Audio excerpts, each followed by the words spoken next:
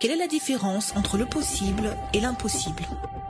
Le possible est ce que l'homme, doté de ses capacités et de ses connaissances, arrive à obtenir, atteignant ainsi des résultats satisfaisants pour sa vie. Mais l'impossible est ce que l'homme ne peut résoudre par lui-même. Il y a des personnes qui disent « J'ai déjà tout fait et ma vie continue pareil. Je ne sais plus quoi faire, je suis perdu. » Comment résoudre alors un problème sans solution? Jésus a dit « Rien ne vous serait impossible, mais cette sorte de démon ne sort que par la prière et par le jeûne. » La réunion du jeûne collectif pour les cas impossibles est la dernière porte pour vous qui avez déjà tout fait et qui restez sans réponse. Si vous avez un cas dans la justice, des problèmes financiers, si vous vous sentez abandonné par la médecine, vous ne voyez plus aucune issue de secours pour vos problèmes et vous voulez dire « ça suffit » à vos souffrances, alors venez participer samedi à 8h ou à 15h au Centre d'accueil universel des Abîmes, Sismone-Verguin, à la réunion des cas impossibles. Tout changement commence par une attitude de foi. Assistez à l'émission Foi en Action. Bonjour à tous, soyez les bienvenus à notre émission Foi en Action. Nous sommes ici aujourd'hui, ce matin, pour pouvoir vous inviter à vous, téléspectateurs, à vous que vous nous écoutez, à pouvoir prendre une décision. Peut-être vous êtes quelqu'un que vous vous trouvez face à un problème dans votre vie et que vous êtes en train de vous dire « il faut que je prenne une décision. » Vous êtes en train de vous dire « il faut que je me décide. Je ne peux plus continuer à vivre de cette manière. » Peut-être vous avez dit cela en pensant à quelque chose de négatif, quelque chose qui n'est pas correct. Mais vous voulez que votre situation change et peut-être vous êtes quelqu'un que tous les efforts que vous avez déjà pu faire, investir, n'ont pas apporté de résultat. Vous n'avez pas vu un changement ou le changement que vous vouliez voir. C'est peut-être année après année. D'ailleurs, on arrive à la fin d'une autre année et peut-être c'est toujours la même chose. Problème sentimental, problème conjugal, problème spirituel. Ce sont des problèmes qui s'accumulent un derrière l'autre. Des problèmes aujourd'hui, le 24, un jour où peut-être vous devez ou vous vouliez être réunis en famille, mais peut-être les disputes ont déjà commencé.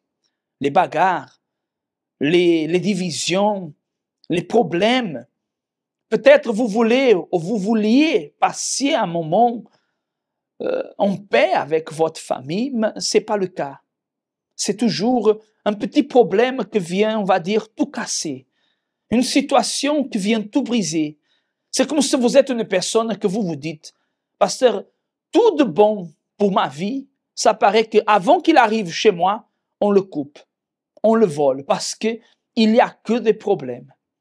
J'aimerais que vous puissiez, pendant ces quelques minutes que je serai avec vous, j'aimerais vous inviter à faire deux choses. Première, restez attentif à ce que vous allez voir et accompagner dans notre émission ici en direct. Et deuxième, préparez un verre d'eau, une bouteille d'eau. Parce que aujourd'hui, je voulais faire la prière, pas à la fin de l'émission, mais au milieu de cette émission.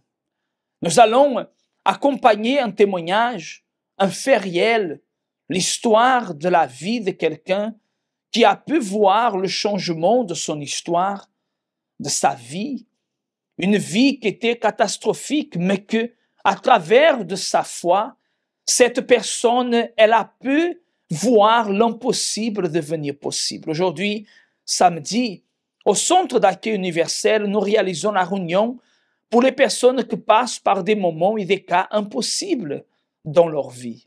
Peut-être vous êtes une personne que vous vivez un cas soi-disant impossible, parce que rien n'est impossible à Dieu.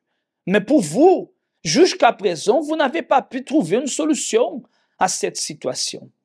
Alors, J'aimerais, téléspectateurs, monsieur, madame, vous que vous nous avez permis d'entrer chez vous ce matin, de pouvoir laisser rester là connecté avec nous. Vous allez accompagner le témoignage de cette personne et nous allons revenir d'ensuite, tout de suite après. Je reviendrai avec vous tous et je voulais pouvoir partager une parole avec vous, une parole de force et faire alors la prière en faveur de vous tous, réaliser une clameur en faveur de ceux et celles que veulent un changement de vie. Si vous êtes dans cette situation, vous voulez ce changement, restez connectés. Préparez le verre d'eau, préparez la bouteille d'eau, comme vous voulez. Restez attentifs à cette histoire de vie et nous revenons tout de suite après avec vous tous. Bonjour, je m'appelle Ludovic et avant j'étais le type de jeune colérique avec une vie chaotique,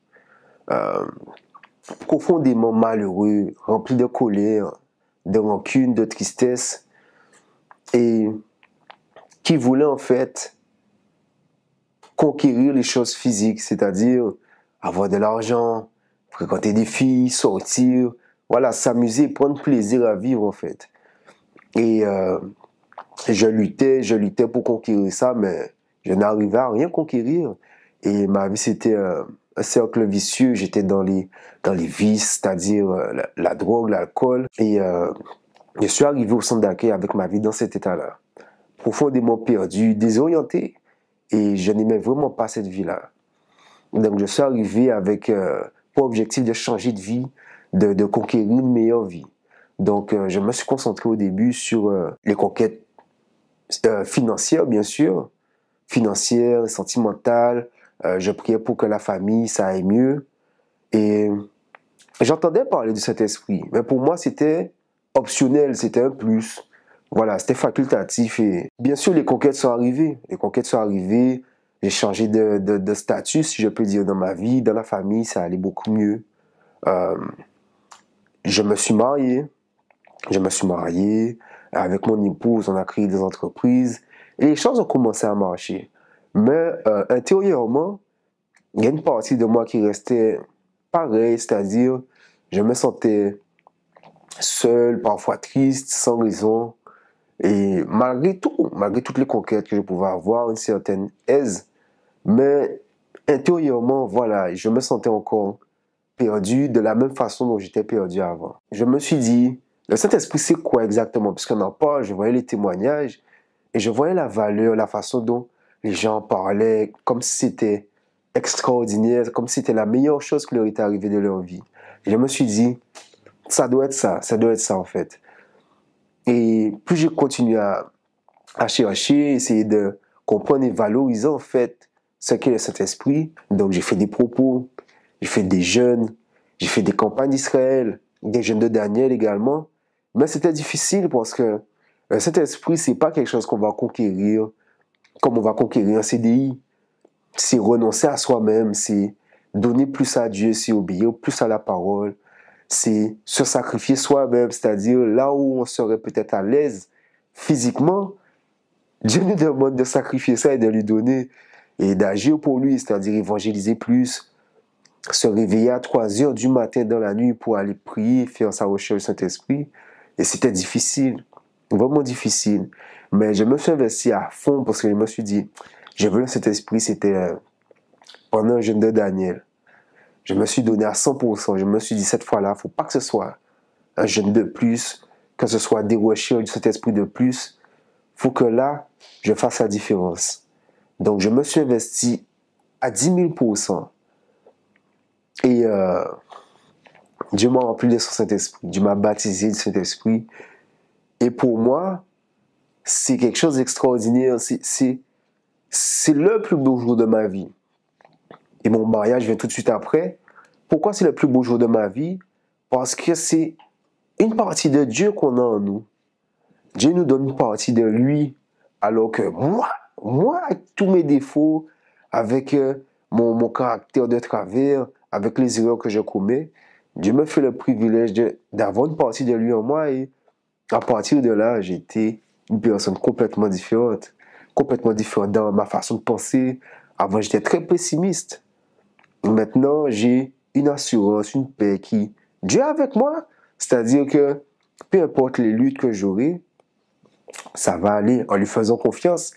Et je valorise plus ce qui est spirituel, bien sûr. Je vois les trésors que Dieu a pour moi, contrairement aux trésors que je peux avoir sur terre qui sont là pour un moment. C'est-à-dire, je pourrais avoir des richesses, des grosses maisons, des grosses voitures, mais ça peut venir, ça peut partir également. Mais ce que Dieu donne à l'intérieur de moi ne part pas. C'est la paix, la joie, c'est, voilà, être une personne différente, vivre de façon tellement agréable qu'on ne voit pas la nécessité, le besoin de conquérir, d'avoir pour être en fait. Je suis et ce que j'ai, Dieu me donne et ça fait toute la différence. Le Ludovic d'avant, face aux luttes, il en aurait eu marre. Il aurait dit, gars, ça fait qu'une ça. Donc, il aurait trouvé un détour où il aurait abandonné, il aurait trouvé un plan B. Voilà, il aurait... Parce que le Ludovic d'avant n'aimait pas en fait les luttes. Mais grâce au Saint-Esprit, avec le Saint-Esprit, les luttes, je fonce. Je fonce, je conquiers et j'ai la force en fait de persévérer, de tenir jusqu'au bout parce que cette force-là, c'est pas la mienne. C'est la force que Dieu me donne. Dieu me donne la force tous les jours pour continuer à lutter, surmonter jusqu'au bout. C'est quelque chose que j'avais vraiment pas et que je pense qu'il est impossible d'avoir sans Dieu. Le Saint-Esprit, c'est le plus grand des trésors qu'on puisse avoir. C'est inestimable. C'est pas quelque chose qu'on peut avoir en étant milliardaire, qu'on peut avoir, je sais pas, en étant célèbre ou autre. C'est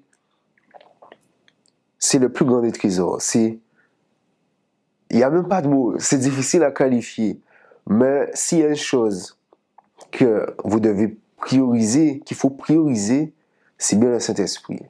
Parce que de la même façon dont j'arrive pas à mettre des termes pour qualifier à quel point c'est grandiose, à quel point c'est démentiel, de la même façon, ça vous apporte des choses qu'on ne peut même pas qualifier dans votre vie, des choses que vous n'aurez même pas pu imaginer avoir.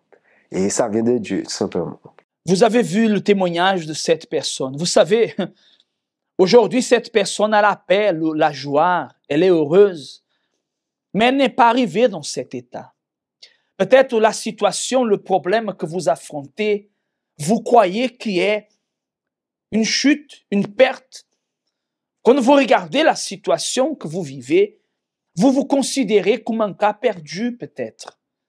Mais vous savez, la Bible, dans le livre de Matthieu, chapitre 5, après vous allez aussi accompagner sur votre écran, Matthieu, chapitre 5, le Seigneur Jésus a dit à partir du verset 3, au verset 2 dit, « Puis, ayant ouvert la bouche, il les enseigna, il dit, « Heureux les pauvres en esprit, car le royaume des cieux est à eux. Heureux les affligés, car ils seront consolés. Heureux les humbles de cœur, car ils hériteront la terre.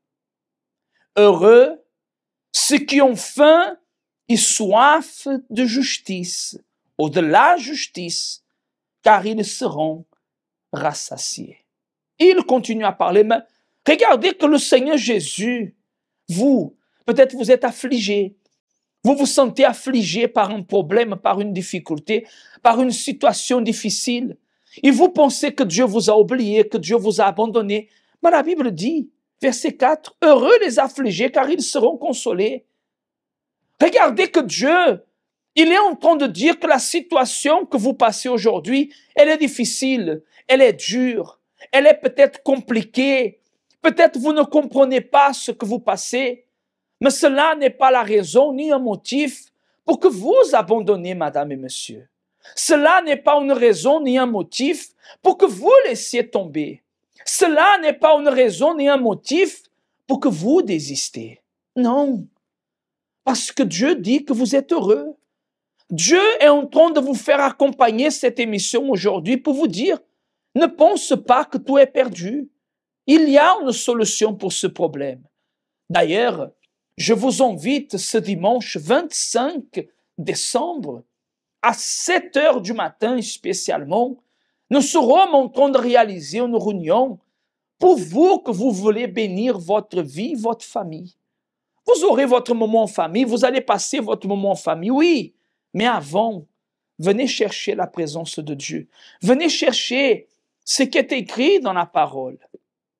C'est pas moi qui a promis, c'est la parole de Dieu qui a promis. Et celui qui a promis est fidèle pour accomplir. Alors, vous que vous m'accompagnez, mes amis, c'est à vous de prendre la décision. Je veux vous laisser seulement avec le spot de nos adresses, de tous nos centres d'accueil universels, et je reviens tout de suite après pour réaliser la prière en faveur de vous tous. Connaissez-vous nos centres d'accueil universels ici dans les Dômes? Notre siège est situé en Guadeloupe, aux Abîmes, au 6 Morne-Verguin, en face de la Brède, entre le KFC et le McDonald's. Nous avons aussi nos centres d'accueil à Pointe-à-Pitre, au 29 quai Lefebvre, en face du parking du port. À Baïf, au 51 impasse Louis Blériot, Zac des Pères Blancs, derrière le Super U.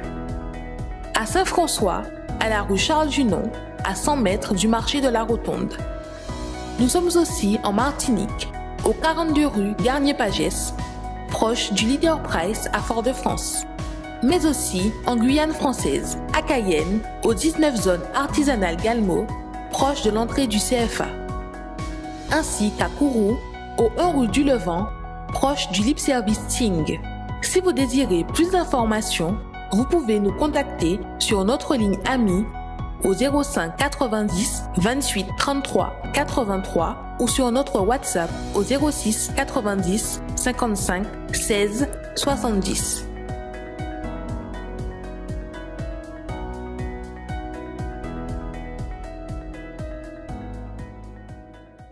Seigneur mon Dieu, mon Père, je tiens entre mes mains la Sainte Bible, les Saintes Écritures. Seigneur, nous savons que ces paroles ont été écrites par un homme, par la main d'un homme, mais elles ont été inspirées et dites par Dieu.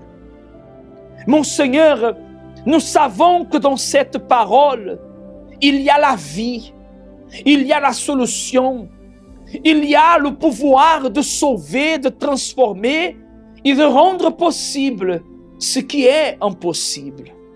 Dans cette parole ici, mon Dieu, il y a, mon Père, le pouvoir pour que cette personne que nous accompagne, elle vienne à obtenir le changement pour sa vie, mon Dieu.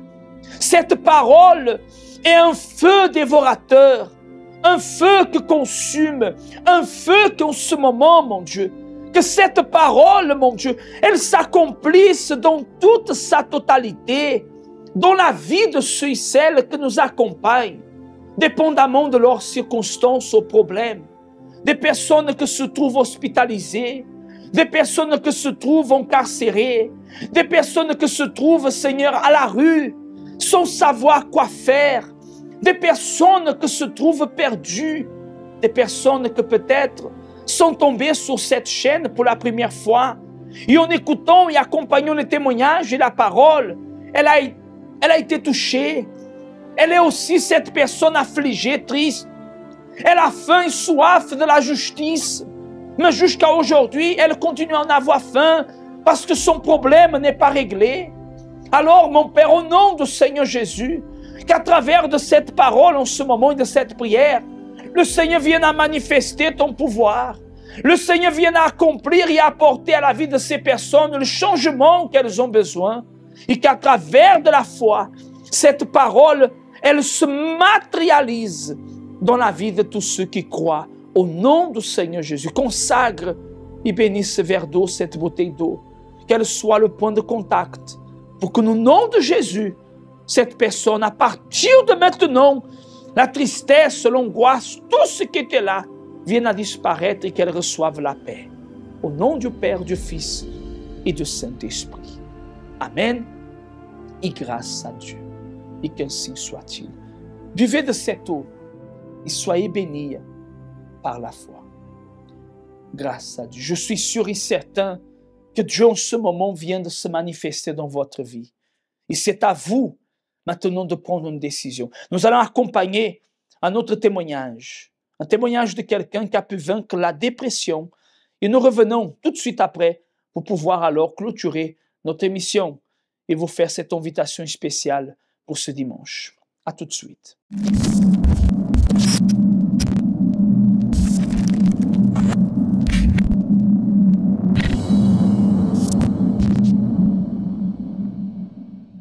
À cause du décès de mon fils, en plus un divorce, je suis tombée en dépression. Alors avant, j'étais quelqu'une de très gai, aimant m'habiller, me maquiller, très chaleureuse, vraiment quelqu'une qui avait la joie de vivre. Alors du fait de tomber dans la dépression, enfin quand j'étais dans la dépression, je ne mangeais plus, je n'avais plus envie de m'habiller, je n'avais plus envie de prendre soin de moi. J'étais là vraiment comme un zombie. La vie n'avait plus aucun sens pour moi. Je survivais, je dirais. Suite à cette dépression, je ne dormais plus. Je ne mangeais plus. J'étais tourmentée. Je ne pouvais pas aller dormir parce que, bon, je faisais des cauchemars. Je me levais le matin, je pleurais. J'allais me coucher le soir, je pleurais. La vie n'avait plus de sens pour moi. Je disais même à Dieu, mais pourquoi me laisser sur terre? Vaut mieux me prendre, vaut mieux mourir. Parce que c'était une situation qui était intenable. Aussi, j'étais sous traitement, le médecin m'avait mis sous traitement, ça n'avait aucun effet. C'est-à-dire la journée, je dormais un peu, mais le soir, je restais éveillée à pleurer. Est-ce que je croyais qu'il y avait une solution? Je ne me posais même pas la question. Je ne me posais même pas la question parce que maintenant, je dis que j'étais en dépression. Parce que c'est vrai que, bon, avec tout ce qui s'est passé, tout ce qu'on m'a raconté, parce qu'il y a des choses que j'ai vécues et que c'est après, on m'a dit que j'étais de telle et telle manière, mais la solution, je ne me suis même pas posé la question, la seule solution pour moi qu'il y avait, c'était de mourir, pas me suicider. Mais je disais à Dieu de m'enlever la vie. À la télé, j'ai vu une émission où j'ai vu que Dieu pouvait me guérir, où on faisait passer la foi. Et je me suis dit, mais c'est vrai, pourquoi je n'irai pas chercher la solution s'il y en a une? En agissant ma foi, ça a vraiment changé ma situation. J'ai commencé déjà à avoir la paix. J'ai commencé à prendre soin de moi, à avoir le goût de vivre, le goût de m'habiller, le goût de sortir même avec mes enfants. Aujourd'hui, ça va très bien. J'ai retrouvé la paix. J'ai retrouvé la joie, j'ai retrouvé la sérénité. Je dors très bien, je mange très bien parce que je ne mangeais pas non plus. Je mange très bien, je prends le goût de vivre, le goût de m'habiller, le goût de prendre soin de moi.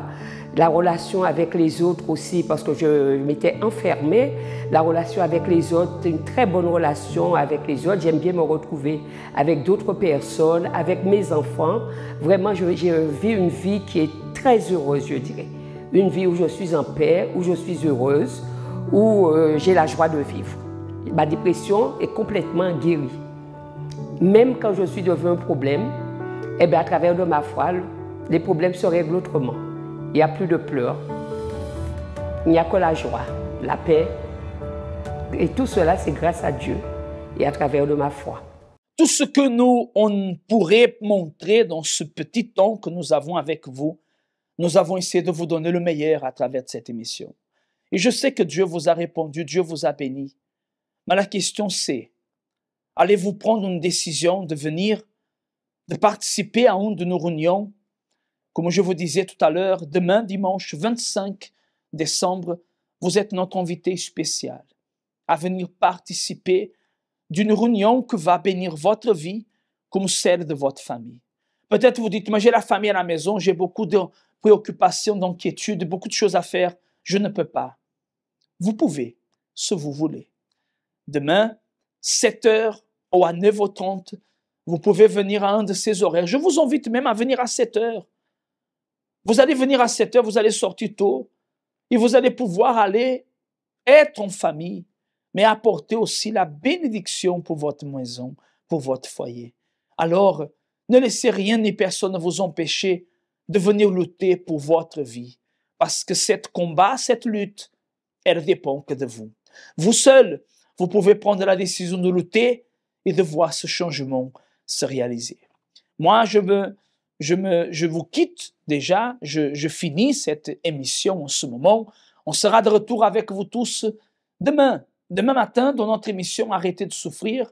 Nous serons de retour ici, mais je vous dis, ne laissez pas pour demain ce que vous pouvez faire aujourd'hui.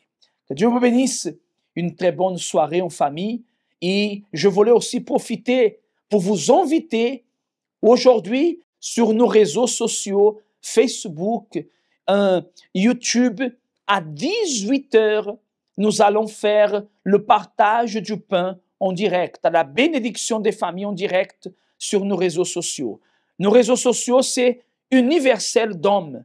Vous pouvez vous connecter et vous allez pouvoir avoir un moment où vous et votre famille, vous serez bénis. Vous êtes notre invité spécial. Dieu vous bénisse et au revoir.